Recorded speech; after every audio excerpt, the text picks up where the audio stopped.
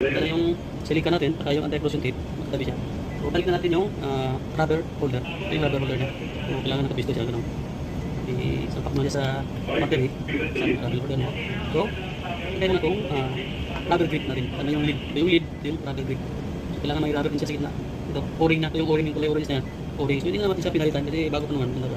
In good condition kasi limited lagi ni Third. So, kaya natin yan.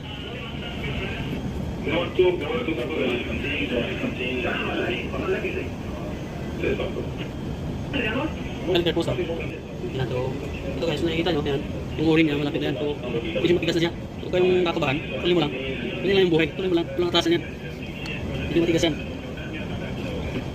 Kasi may o-ring siya, sabi niya. So, yun yung pinaka-watertight niya para hindi mapasukan ng tubig. So, yan. Pwede na siya, huwag nating pulsahin, baka bumigay pa. So, okay, ganyan. So, ayan guys, napalitan na yung ating start ng bagong battery. So, nakalagay yan yung previous, expiry November 2021. So, tanggalin natin yan. Natin patagalin guys. Galin natin yan, para hindi ba yan, makalimutan ba, kasi ng authority yan.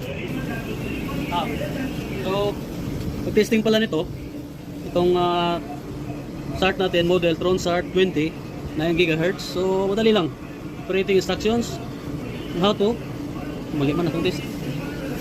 Okay. Madali lang ito i-test guys, yung ating start. Tron Start 20 yung model niya, 9 GHz.